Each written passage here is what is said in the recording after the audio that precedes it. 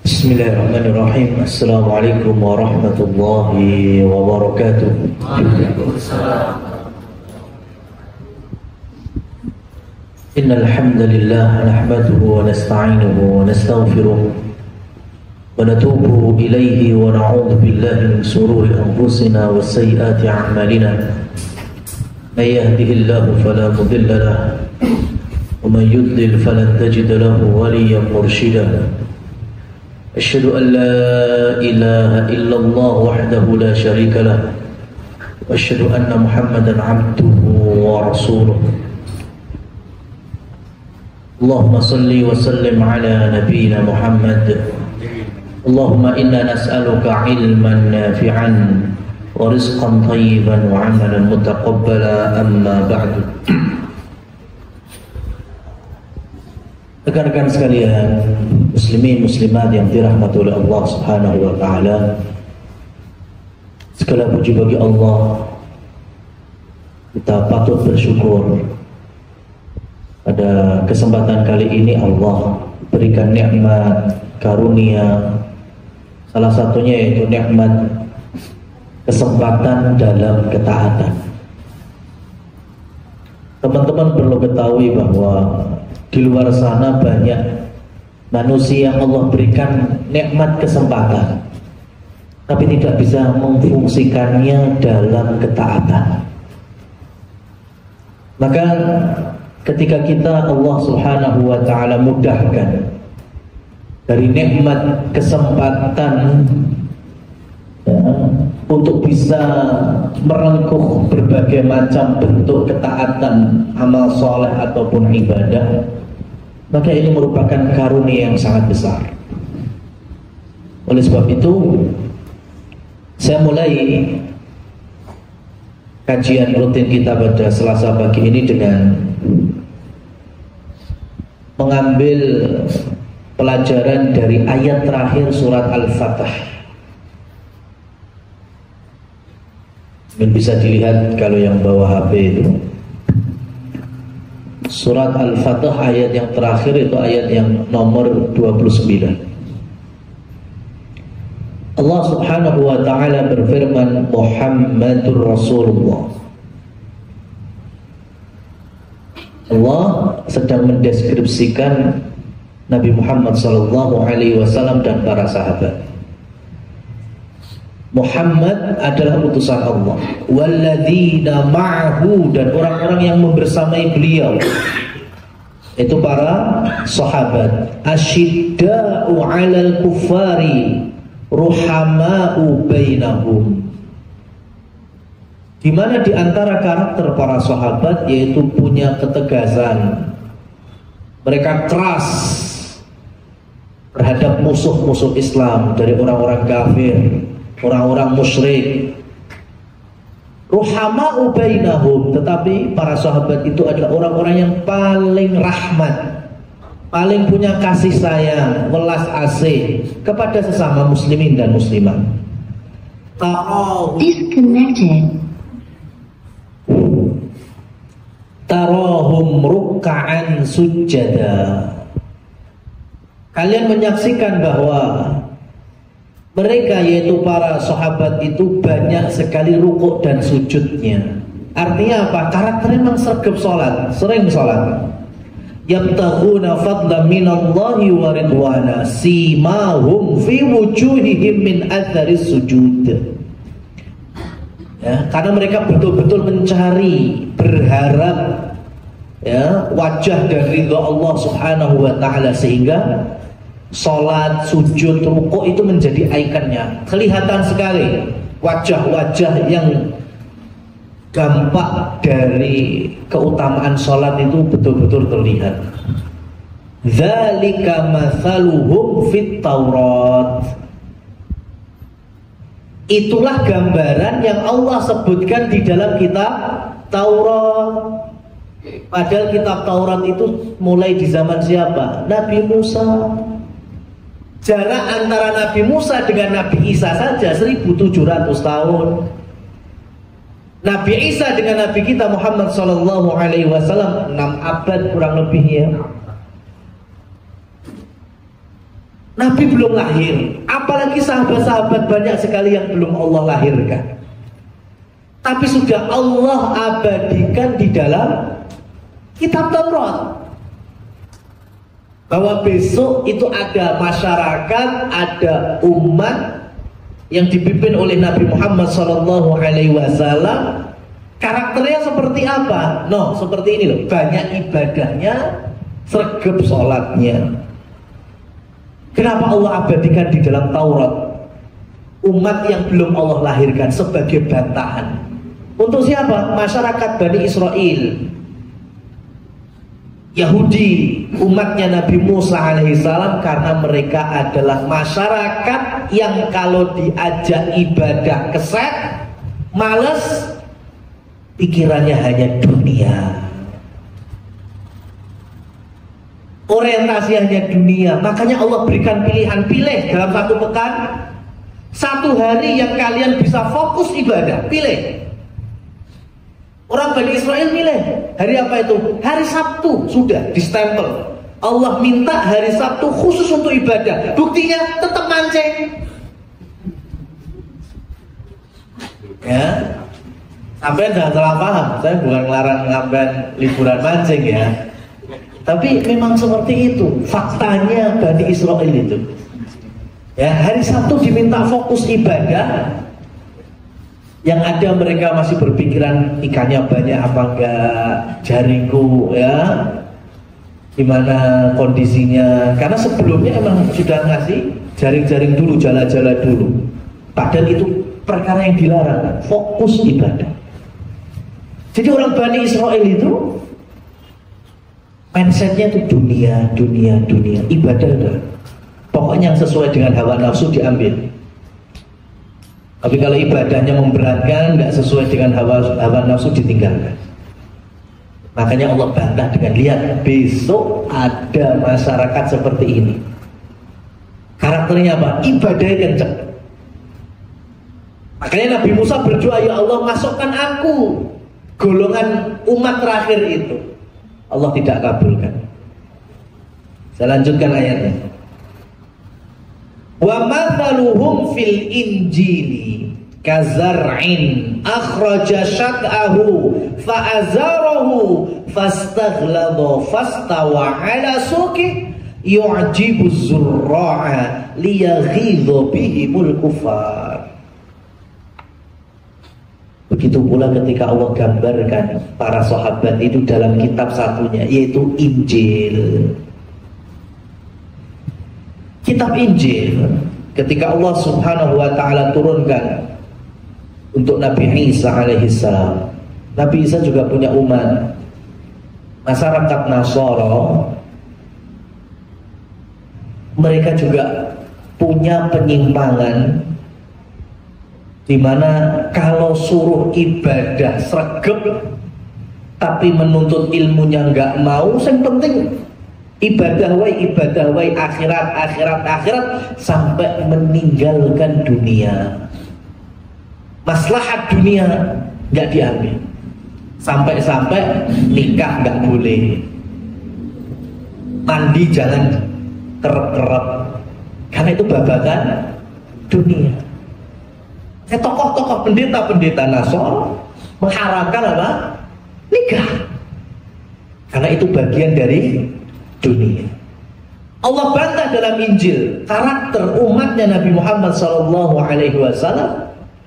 Azar'in, ibarat tanaman dari benih disiram, dipupuk, tumbuh, soyo gede, berkembang sampai berbuah, sampai bisa dipanen, yu'jibuz zurra', kemudian membuat senang bahagia petaninya yang nandur.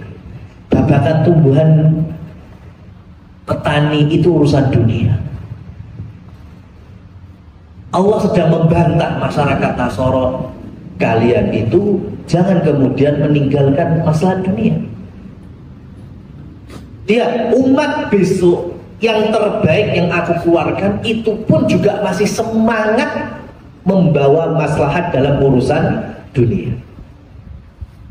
Sahabat tabi'in manusia-manusia soleh, mereka punya kaidah, meskipun ya besok ada Dajjal keluar, Ya'juj Ma'juj keluar, hari itu di hadapan mereka Romawi dan Persia harus ditaklukkan. Apa yang mereka lakukan? Tetap menaklukkan Romawi dan Persia. Apa kata Abdullah ibnu Mubarak dan beberapa ulama salaf yang lainnya? Kalau seandainya aku tahu ya lusa adalah kiamat dan hari ini aku bisa nikah, maka aku akan nikah terlebih dulu.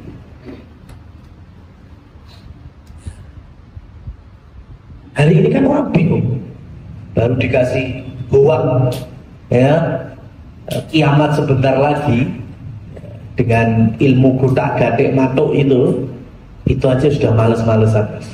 Nyapo aku nyambut gawe sesuk kiamat, nyapo aku nambah kebun, nyapo aku nambah kos-kosan, ya mau bentar lagi kiamat. Ya ada semangat-semangat. Ada sahabat seperti itu. Di dalam ayat terakhir surat Al-Fat, Allah berikan dua karakter, satu untuk Bani Israel, satu untuk Nasrani. Bani Israel, masyarakat yang gemar dunia, lupa akan ibadah akhirat, maka ditonjolkan model-model para sahabat Rasulullah, yaitu yang senang sholat, senang ibadah. Adapun orang Nasara yang mereka semangat ibadah sampai meninggalkan maslahat dunia, Allah bantah. Sahabat Nabi Muhammad itu orang-orang yang semangat juga di dalam mengembangkan maslahat dunia. Oleh karena itu, rekan-rekan sekalian yang dirahmati oleh Allah Subhanahu wa taala, pelajaran penting ada dalam satu tema, yaitu detik-detik wafatnya Umar bin Khattab Amirul Mukminin. Amirul Mukminin itu ketika sakit dengan luka yang sangat dalam dari tikaman itu, sehingga ketika dokter memberikan susu ya, air minum masuk mulut tapi keluar lagi dari perut, bisa dibayangkan lukanya sebesar apa lubangnya itu. Maka pingsan sadar, sehingga menjadi permasalahan bagi kalangan sahabat, piye carane ngelekne Umar ketika pingsan pada waktu sholat. Pertama, beliau adalah pemimpin, sopo sing wani gugah, ya. Siapa yang berani dalam kondisi seperti itu? Tiba-tiba Bilal mengatakan, sudah biar saya aja, tak adzan di dekat telinganya. Maka setiap waktu sholat, Bilal itu adzan di dekat telinganya Umar bin Khattab.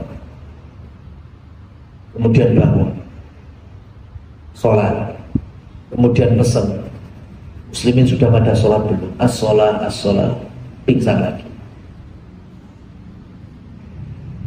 Nanti waktu sholat berikutnya gitu lagi, sholat, tanya, rakyatku sudah sholat belum? Dijawab sudah, pingsan lagi. Sekelas Umar bin Khattab, orang yang sangat mulia di sisi Rasul Shallallahu Alaihi Wasallam dan Islam secara umumnya, itu pingsan sakit keras, diadani tangi untuk sholat, karena tahu besarnya dan urgensinya sholat bagi kaum muslimin dan muslimat. Nah, banyak di antara kita kan yura pakai semaput, ya, yura rolo, sehat wal afiat, agan yopeng 5 krungu, budal wae ora. Ya. Jadi kalau kita ini memikirkan dunia tapi tidak mendekatkan diri kepada zat yang menciptakan dan mengatur dunia, itu udah gak nyambung.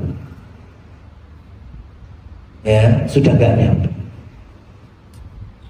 Kalau konsepnya kan saya kerja,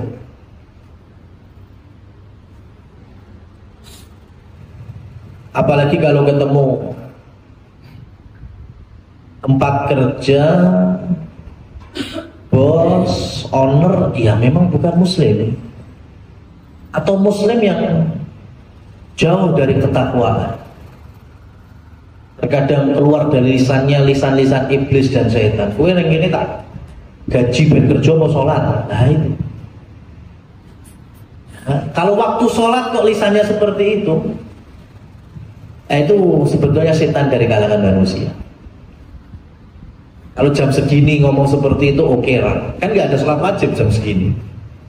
Tapi kalau manjing wayah duhur, Jumatan, Asar,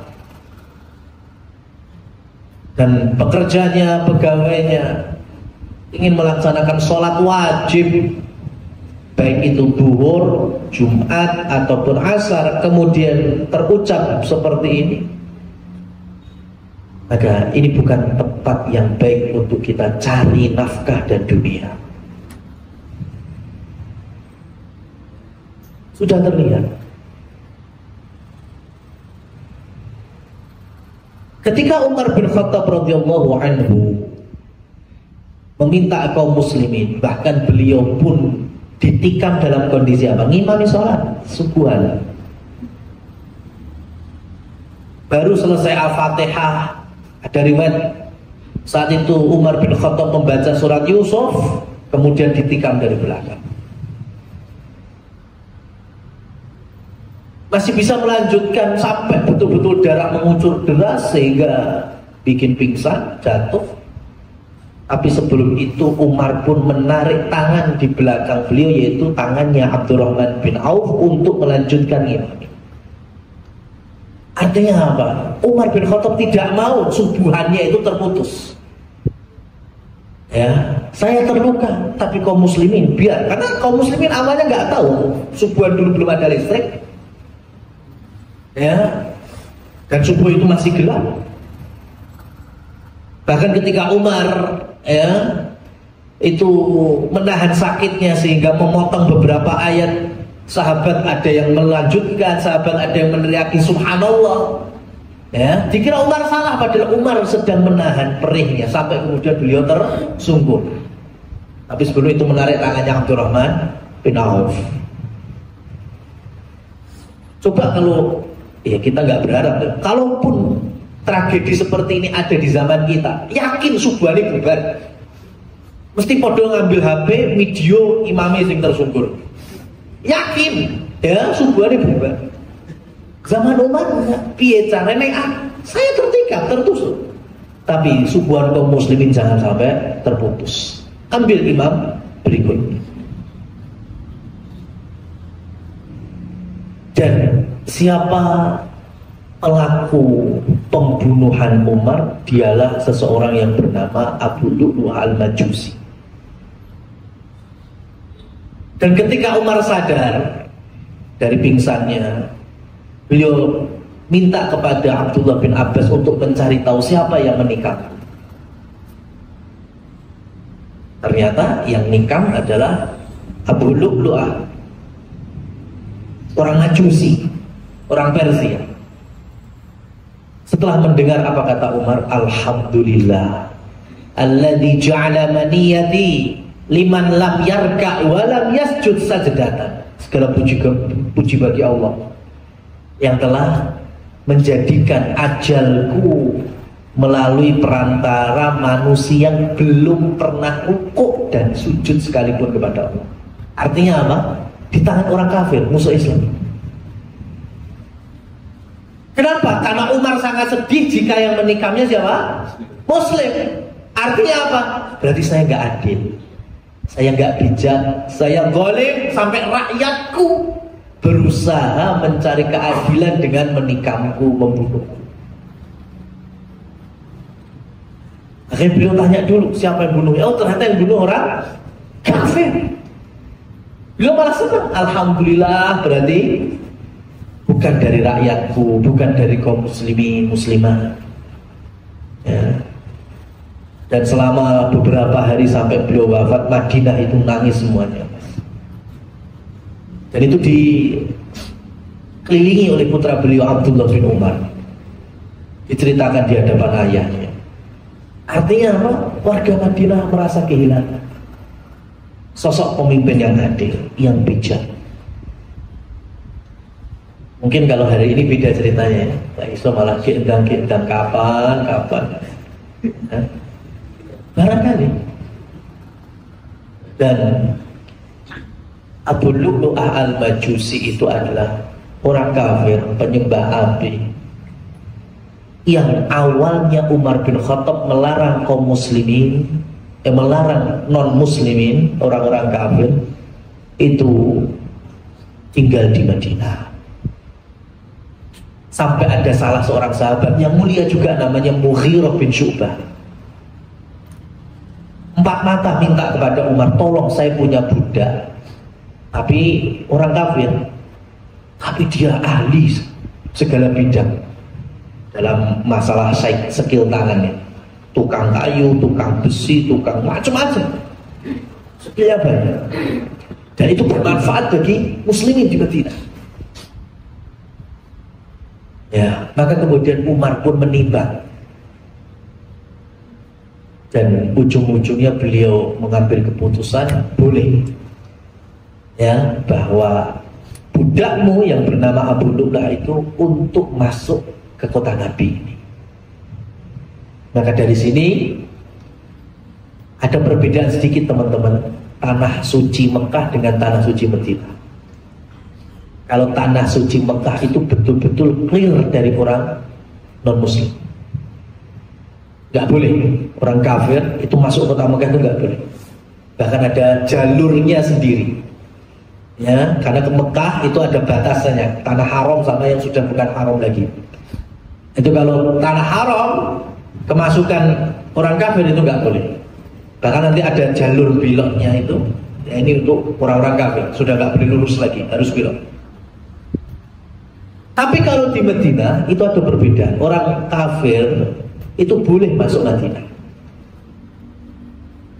Bahkan Nabi SAW pernah nyencang di tiang salah satu masjid Nabawi, salah satu tokoh Yahudi kafir. Yang nggak boleh itu stay di Madinah, itu yang nggak boleh. Ya, jadi jangan jadi muslimin latah ya. Kalau ada share-sharean di WA, di Instagram, sosial media, ada bule, ya, ada orang kafir yang jalan-jalan di sekitar masjid Nabawi. Wah, ini tanda akhir zaman. Madinah sudah kemasukan orang kafir. Memang dari dulu Rasul memasukkan orang Yahudi di masjidnya, Pak. Ya. Jadi kalau untuk destinasi wisata, memang Madinah itu membuka dengan harapan semoga dapat hidayah. Ya, jadi kita yang jangan latah. Tapi kalau Mekah emang nggak boleh. Tapi kalau Madinah itu boleh. Orang kafir masuk pelataran masjid Nabawi, masuk masjid Madinahnya, itu nggak apa-apa. Yang nggak boleh apa? Stay, tinggal di Madinah. Cuma masalahnya yang kurang ajar itu dari orang-orang kafir itu, kan ada peraturannya itu. Ya, selagi berada di Madinah, keliling wisata di Madinah, apa ke masjid Nabawi, itu harus mengikuti aturannya. Yang laki-laki yang nutup aurat laki-laki, yang perempuan juga nutup aurat perempuan. Nah, terkadang wisatawan orang-orang kafir itu yang perempuannya biasanya malah nggak mau nutup rambutnya, nggak mau kudungan, sehingga akhirnya itu yang menjadi fitnah, yang digoreng sana sini. Ya, itu memang pelanggaran, itu pelanggaran. Ya, tapi kalau berbusana sebagaimana busana yang muslimah, yang laki-laki juga pakaian yang menutup aurat laki-laki, pada dasarnya nggak apa-apa. Orang kafir masuk Madinah itu nggak apa-apa.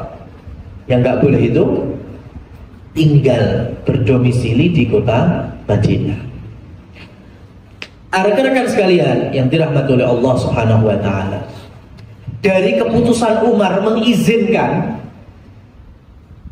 orang kafir Majusi tinggal di Madinah karena catatan tadi dari Mughirah bin Syu'bah, dijamin keamanannya, dijamin tidak akan bikin masalah terkait dengan kaum muslimin. Benar nggak pernah bikin masalah. Masalah pertama langsung Umar bin Khattab itu dibunuh. Saat itulah Umar sedang menyelisih uraf. Tahu uraf? Uraf itu kebiasaan. Ya, kebiasaan. Jadi akad dalam muamalah di Islam itu ada 3 ranking. Ranking yang pertama itu syariat. Ini nggak bisa diganggu-gugat. Yang Allah halalkan sudah jelas, yang Allah haramkan sudah jelas. Yang Rasul terangkan ini hak, Rasul jelaskan ini batil, itu udah jelas. Itu namanya syariat, nggak bisa diganggu-gugat. Seperti hanya pernikahan, ada syaratnya, ada rukunnya, ada walinya bagi para muslimatnya, ada saksi, ada mahar. Itu syariat. Ya, maka nggak bener mau dibilang kawin lari, kawin jongkok, kawin isopo wae. Yang kedua, itu namanya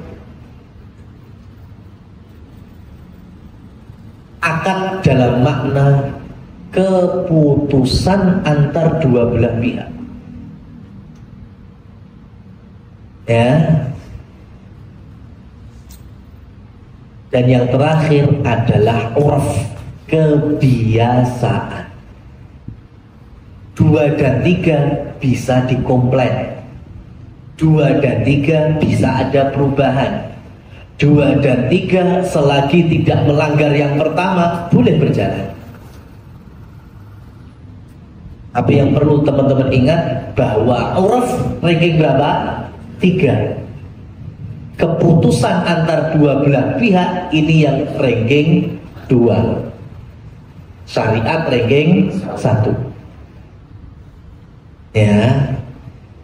Jadi kalau urufnya, kebiasaannya mahar adalah seperangkat alat sholat,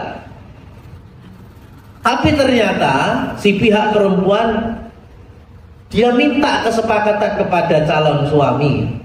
Ya, umpamanya wali perempuan minta sesuk lah mahari ojo turu kodok tole, ya. Mbok yo NMAX 1.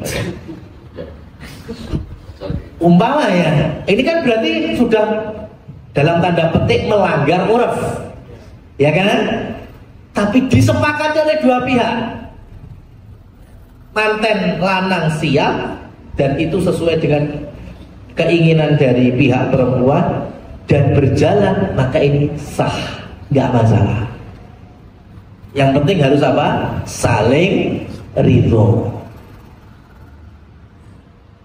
Kalau ternyata nggak disepakati, yowis, mungkin saya lanang gempur, kalau tak golek sing liyane, itu terserah. Ya. Tapi kalau pengen memakai uruf, ya nggak masalah. Itu terjadi di zaman sahabat ketika pihak laki-laki nikah. Ternyata ketika mengucapkan maharnya itu, mahar ada, ya, akan saya tunaikan setelah akad ini. Sah, ya. Tapi kemudian habis akad wafat. Si pihak perempuan otomatis tanya, mana nih? Ya, mahar yang sudah disiapkan. Ternyata dari keluarga laki-laki gak roh. Ya kan, sing roh atau sing manten, kami gak tahu maharnya apa yang dia maksud itu. Maka dalam hal ini kemudian si pihak laki-laki harus tetap menunaikan mahar bagi perempuan. Tapi karena abu-abu ini apa, maka balik kepada uruf. Kebiasaannya apa? Kalau di Indonesia kebiasaannya seperangkat alat sholat atau mungkin tambah cincin kalung 1 gram 2 gram, ya sudah itu yang dibayarkan kepada pihak perempuan. Meskipun setelah ngasih ya otomatis statusnya juga janda. Karena kan meninggal tadi kan. Dan dia berhak mendapatkan sebagian dari harta, yaitu warisan dari suaminya yang meninggal. Kan sudah sah, sudah nikah. Ya. Nah, teman-teman semuanya yang dirahmati oleh Allah Subhanahu wa taala, gambaran dari apa yang dilakukan oleh Umar bin Khattab radhiyallahu anhu itu menjadi kaidah. Seperti kita bekerja di suatu lembaga. Ya. Jadi kalau kita bekerja di suatu perusahaan, itu ada hak, ada kewajiban. Ketika kewajiban dilaksanakan dengan baik, maka siap untuk memperoleh haknya, bahkan reward. Tapi kalau kewajiban tidak dilakukan, tidak dikerjakan, maka hak itu tidak tertunaikan dengan baik, atau bahkan punishment, itu juga biasa saja, wajar. Dengan catatan tidak sampai mendolimi. Ya, teman-teman semuanya yang dirahmati oleh Allah Subhanahu wa ta'ala. Contoh kasus ketika, saya nggak tahu ya, setahu saya setiap perusahaan yang terdaftar di kementerian atau negara itu pasti ada aturan yang dikeluarkan dari Nasker, gitu kan? Salah satunya penggajian. Dan di antara poinnya, setahu ke saya, itu pasti mengacu kepada UMP, UMK, UMR, apalagi S misalnya.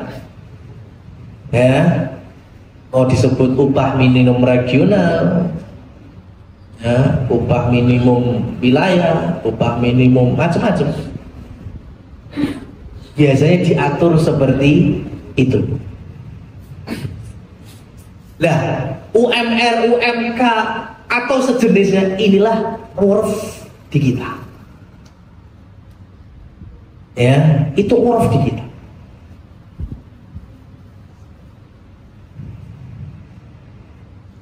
Itu kalau jelas di bawah kementerian.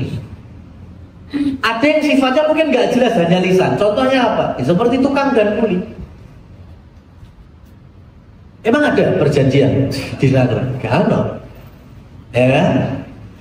Yang penting mas, ini bicara nih, yang punya rumah misalnya, mas pokoknya aku pengen sampean teko jam 8, ya bali jam 5 misalnya.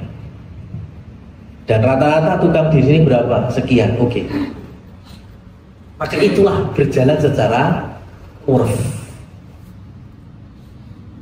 Kalau tiba-tiba si pemilik rumah bilang, mas, tolong ya, pokoknya untuk proyek atap rumahku ini, tolong sampean teko jam itu.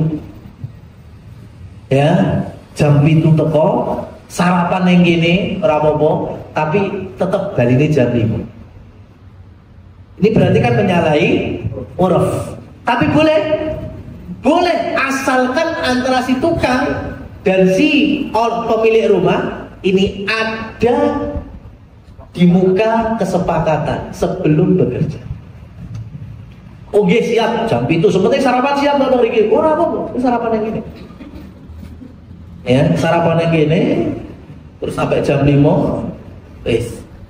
Kalau ternyata si pihak tukang bilang, wah jam itu sarapan dia, tapi kan kurang tetap butuh tambahan lah, lemburan pinten ewu lah. Oke, nggak apa-apa, disepakati. Yang penting di awal. Kenapa? Karena menyelisih uruf, keputusan dua belah pihak sang ridho itu lebih atas, yaitu ranking 2. Tapi harus di depan. Maka konsep di dalam bekerja pun juga sama. Kalau kita punya perusahaan, Contohnya Thayyibah ini saja. Dalam perekrutan, ya, kalau memang sudah ada penjelasan umpama salary UMK sudah kelihatan. Kalaupun tidak, nggak tertulis, kemudian ada yang pendaftar dan tidak ada penjelasan dalam hal gaji, maka jangan disalahkan kalau karyawan memang berpikiran gajinya UMK. Karena yang berjalan pertama apa? Urf. Ya, urf. Kalau ternyata di belakangnya tidak mendapatkan sesuai dengan pikiran urfnya UMK, maka si pegawai atau pekerja boleh untuk menanyakan. Ya, untuk menanyakan. Kalau baru kemudian dijelaskan di akhir sehingga tidak ada kesepakatan, sehingga kemudian mengambil resign, ya silahkan, tidak apa-apa. Kalaupun diambil kesempatan saling ridho, ya sudah, berjalan lagi normal. Tapi tetap tidak bisa dibenarkan kalau Thayyibah tidak menjelaskan di awal kali. Ini konsep Islamnya seperti itu. Saya bicara sesuai kaidah yang dibawa oleh salafus saleh. Kalau masalah undang-undang negara mungkin saya nggak terlalu paham. Ya, memang harusnya seperti itu. Jadi kita ini hidup jelas pertama itu melalui apa? Urf, jelas, kebiasaan. Kayak tadi, tukang di wilayah ini biasanya untuk sakmene, kuli ya di wilayah ini biasanya untuk sakmene, mungkin di wilayah lain beda, wajar, karena urufnya bisa beda. Ya, orang yang ahli desain layout di wilayah ini biasanya dapatnya sekian. Ya, oh yang bagian marketing sekian, bagian pemasaran sekian, bagian gudang sekian. Kalau urufnya berjalan, oke. Dan ketika mendapatkan hasil yang sesuai dengan uruf, ya sudah, disyukuri. Ya, berarti perusahaan yang ada kita di dalamnya itu berjalan sesuai uruf. Tapi kalau di awal perekrutan sudah dijelaskan, Mas, Mbak, mohon maaf, pokoknya di perusahaan kami itu karena memang perusahaan yang baru sekian, apalagi kemarin seperti ada corona, covid, ya macam-macam, ya, sehingga kita tidak bisa memenuhi hak Anda senilai UMK atau UMR, ya kurang lebih di nominal sekian, bagaimana? Kalau ternyata sanggup, ridho, sudah, berarti ranking kedua yang diambil dan itu sah, boleh. Ya, bisa dipahami ya. Nah, teman-teman semuanya yang dirahmati oleh Allah Subhanahu wa taala, maka penjelasan dari awal sampai di menit inilah yang ingin saya kuatkan untuk menjawab pertanyaan minggu lalu yang belum terjawab. Ya. Buka pertanyaan.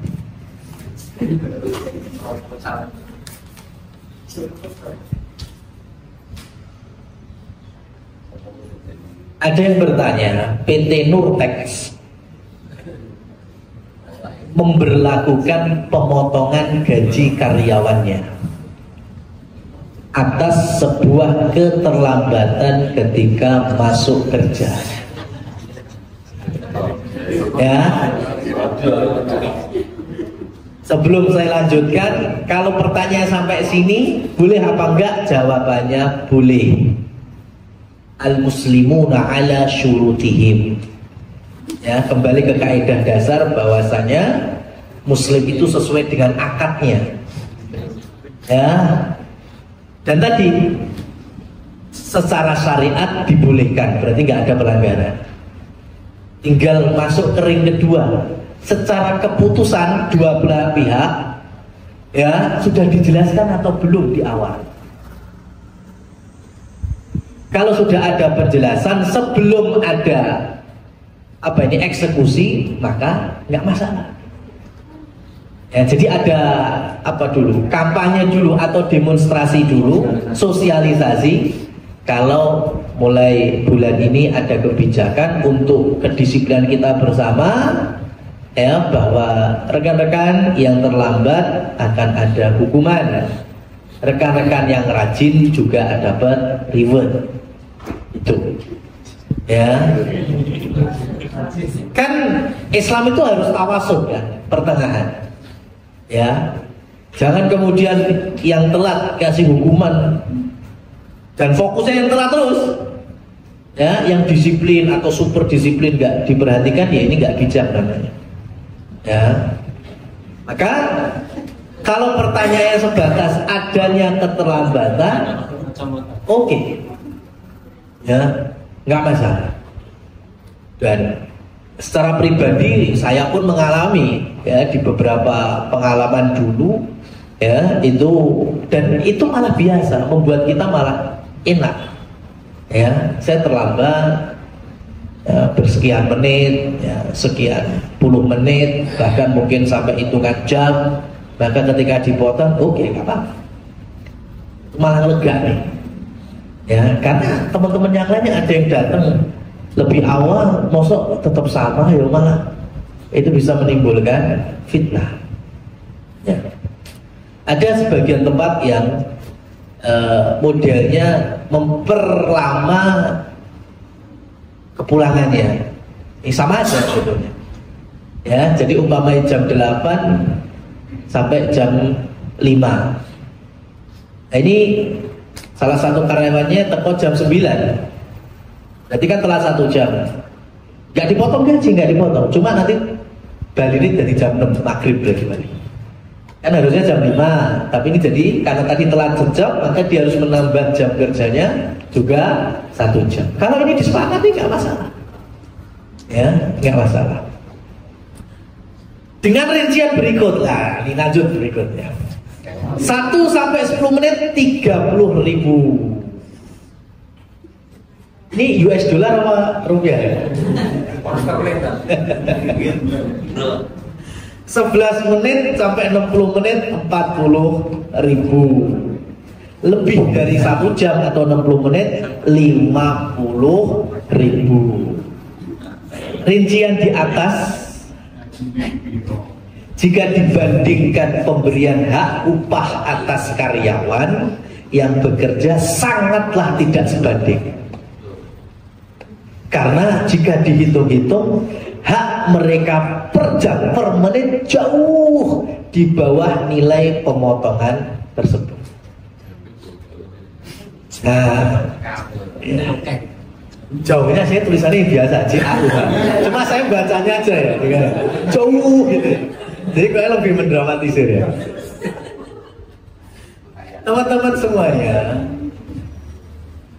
konsep pertama sudah kejawab. Boleh tidaknya motong gaji, boleh. Tapi jangan lupa ada konsep berikutnya, la dororo wa la diror.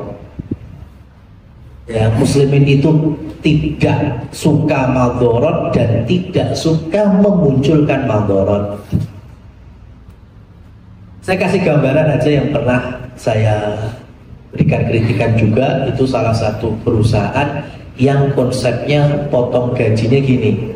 Pokoknya telat 5 menit terhitung tidak masuk 1 hari. Nah itu saya langsung bisa. Ini nggak benar. Ya, ini nggak benar. Ini masuk ke la dororo wala diror. Ya, itu jelas dolim. Perusahaan jelas dolim. 5 menit telat dihitung 1 hari tidak bekerja. Yuk, nggak bisa lah. Ya, nggak bisa. Oh, 5 menit dipadak nih 8 jam nggak bisa. Ini mungkin bisa digambarkan ya. Jelas kalau ini masuk ke doliman. Nah, karena saya tidak terlalu jauh ya berapa salary yang didapatkan ya.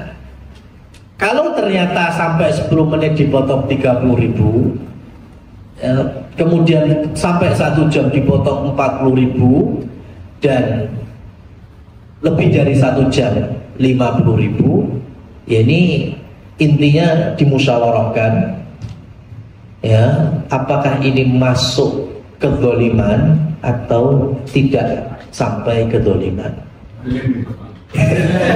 Jadi sudah selanjutnya belum selesai.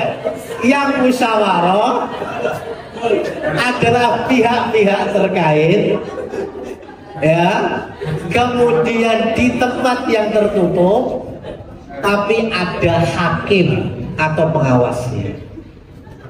Ini konsep Umar juga. Umar itu ketika beliau sudah sakarat minta 6 sahabat untuk musyawarah yang nanti sopo segateni aku. 6 sahabat sampai yang tahu itu 10 sahabat yang dijamin masuk surga yang masih hidup. Ya, karena Abu Bakar sudah nggak ada, Umar ya otomatis nggak ada, Sa'id bin Zaid sudah nggak ada, Abdullah bin Rawahah sudah nggak ada, 4 orang sudah nggak ada. Berarti sisa berapa? 6 orang. Ya 6 orang ini yang dipilih oleh Umar, musyawarah wes pilihan sopo penggantiku. Kenapa? Karena 6 orang ini orang-orang digadang-gadang sama Nabi masuk surga, mesti soleh, ya pasti nggak mungkin mencari sesuai hawa nafsu, pasti mikirnya mikir umat, dan diawasi oleh salah seorang yang bernama Abdullah bin Umar, anaknya Umar sendiri. Tertutup. Ya, saya harapkan kebijakan-kebijakan di perusahaan juga sama. Itu digodok, ya, dimusyawarahkan oleh orang-orang yang dari sisi pengalaman, dari sisi kesolehan, dari sisi kebijaksanaan, itu mungkin dipilih beberapa untuk di rapat yang tertutup, sehingga nantinya semoga bisa melahirkan, kalau bentuknya punishment yang betul-betul membawa pelajaran, kalaupun harus memotong hak, potong hak, cuma tidak sampai dalam taraf menzalimi.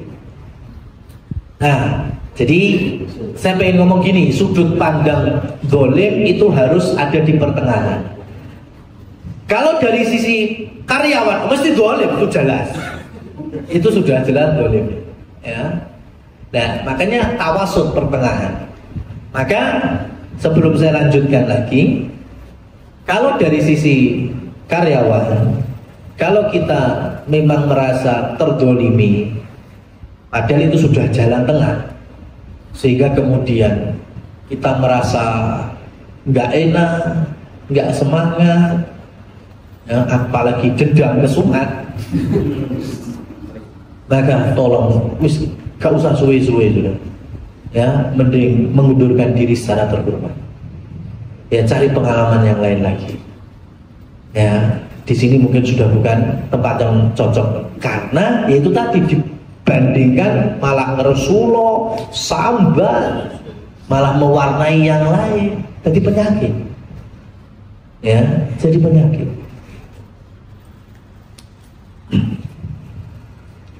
Pertanyaannya, apakah dalam syariat hal semacam ini diperbolehkan? Sudah kejawab, boleh. Mengingat pemotongan melebihi yang didapat karyawan. Nah, kayak tolong ketika perekrutan itu dijelaskan.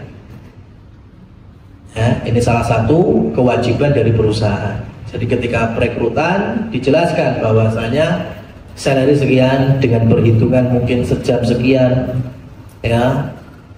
Kemudian ada jatah libur sekian, kalaupun nanti terlambat dipotong sekian dengan sudut pandang ini dan ini.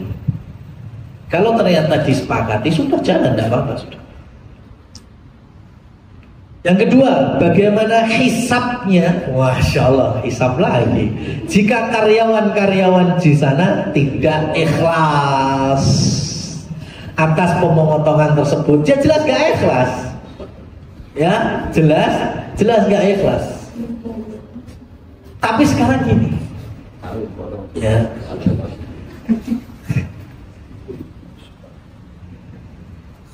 ketika kita pun juga mengambil hak-hak yang mungkin tidak sepengetahuan perusahaan, kui juga ada hisapnya. Ya. Contohnya yang paling masyhur di Indonesia ya, yang sejauh ini saya masih hanya bisa wallahu a'lam terkait dengan dana, ya biasanya sering terjadi yaitu perjalanan operasional di bawah negara diberikan kepada instansi-instansi di bawah kepemerintahan, di mana ketika dana itu sisa, ya itu negara pun tidak punya peraturan mengembalikan. Ya, dana perjalanan itu, ya itu ada anggarannya. Kalau sisa itu mau dikembalikan nggak boleh. Padahal itu uang negara. Banyak teman-teman kita muslimin muslimat itu yang sudah mulai ngaji dan seterusnya memahami ini harta ghulul. Ya, dan harta ghulul itu haram hukumnya. Tapi masalahnya ketika kita mau kembalikan ke negara nggak boleh. Terus gimana Pak Ustadz? Nah, makanya saya bilang wallahu a'lam. Ya, intinya kalau itu tetap sampean makan itu haram. Tapi kalau mau mengembalikan nggak ada jendelanya, nggak ada pintunya untuk kembalikan. Tapi setidaknya ini mending, karena masih banyak teman-teman dan orang-orang di luar sana yang bukan hanya anggarannya piye carane jentek nih, malah dibikin bengkak. Wah, itu lebih ngeri lagi. Ya, itu lebih ngeri lagi. Yang sisa bingung gimana cara mengembalikan, itu masya Allah. Allah ya berikan petunjuk orang-orang yang Allah kehendaki baik. Tapi yang lebih banyak nggak seperti itu, malah piye carane anggarannya dibikin bengkak. Bahkan itu disupport sama kabraknya atau ketuanya. Ya, untuk apa? Untuk nanti yang penting sisa masuk kas kantor. Dan nanti di penghujung Ramadan untuk bagi-bagi tambah THR. Ya, karena saya dakwah di lapangan teman-teman semua. Jadi beberapa kasus-kasus itu saya dengar langsung. Ya. Dan ketika betul-betul dibagi atas tema dan judul THR, pada hakikatnya itu duit haram, gak berhak untuk menerima. Nah ini kalau versi karyawan, oh ikhlas saya menerima, ikhlas. Pakai shot Pak ya, wadil ikhlas. Ya. Double Pak ya, shot ya. Jelas. Ya, maka kemboliman sangat terbuka bagi siapa yang menyusun kebijakan. Tapi bukan berarti kita selaku karyawan ya tidak terbuka dolimnya. Juga banyak pintu-pintu kedoliman. Contohnya itu tadi. Ya, makanya setiap ada yang tanya hal semacam itu, saya cuma bisa nyarankan. Ya, dulu ketika kita masih belajar PPKN itu undang-undang, ya, nomor pasal 33 itu, saya kira setelah ngapalin aja lupa ya. Pokoknya orang-orang miskin dan terlantar dipelihara oleh negara. Nah itu, saya cuma ngasih saran itu aja. Artinya duit negara yang tadi sisa sing harusnya balik ke negara tapi nggak bisa lewat pintu manapun, ya wes pikiran anak-anak terlantar dan orang-orang miskin dalam undang-undangnya dipelihara oleh negara, tapi pada hakikatnya yo banyak yang tidak mendapatkan bantuan dari negara. Iya bangga. Makanya melalui dana-dana itu tadi salurkan, nggak apa-apa. Ya, itu salah satu solusi yang bisa kami sampaikan kepada teman-teman gitu. Sudah, sisa berapa masukkan ke dalam kantong-kantong untuk mereka. Ya, karena kita memahami ini duit negara balik ke negara melalui orang-orang miskin dan terlantar. Maka ketika kita tidak ikhlas gaji dipotong itu jelas. Ya, makanya tadi kalau kita tidak bisa dengan kebijakan dan peraturan sehingga membawa grundel dan seterusnya, mana salah satunya yaitu resign. Ya. Tapi kalau kita juga bimbang, apalagi kita berpikir, yo terus di tempat baru peraturannya ternyata bodoh, ya, atau lebih, ya bisa, ya, gitu. Kembali ke kaidah Jawa, wang sinawang. Sebab karyawannya dipaksa harus setuju tanpa dimusyawarahkan sebelum dibuat. Nah, ini tadi sudah, ya. Jadi memang harus dimusyawarahkan, orang-orang pilihan, ya, tidak bisa semuanya, nggak bisa memang, ya, karena kullu ra'sin ra'yun, setiap kepala itu pasti punya pikiran. Jadi kalau ada 200 atau 300 karyawan, ya semuanya 300-nya punya keinginan itu. Ya, maka kalau di Islam dikenal dengan ahlu syura atau dewan syura. Orang-orang yang duduk, yang kita berikan amanah untuk bisa memikir keadilan dan kebijaksanaan dengan alasan dan sudut pandang, ya, dan kemudian memang karyawan harus wajib mematuhi sesuai akad pertama. Ketika masuk di sini ada tanda tangan misalnya kontrak atau sejenisnya, salah satunya wajib mengikuti peraturan yang berjalan di kantor atau di perusahaan ini. Wallahu a'lam bishawab. Demikian yang bisa kami sampaikan. Bila itu hidayah, waktu dan tempat kami kembalikan ke rekan moderator.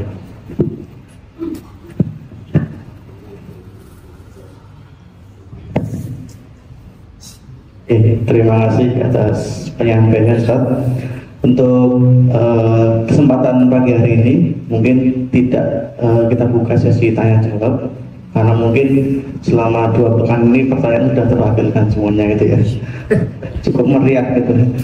Oke, untuk tambahan pada kesempatan pagi hari ini sedikit sharing atau sedikit ada penyampaian menanggapi dari mungkin pertanyaan 2 pekan inilah seperti itu, dari pihak manajemen diwakili oleh HRD Pak Arif nanti akan sedikit menyampaikan sedikit beberapa pesan seperti itu.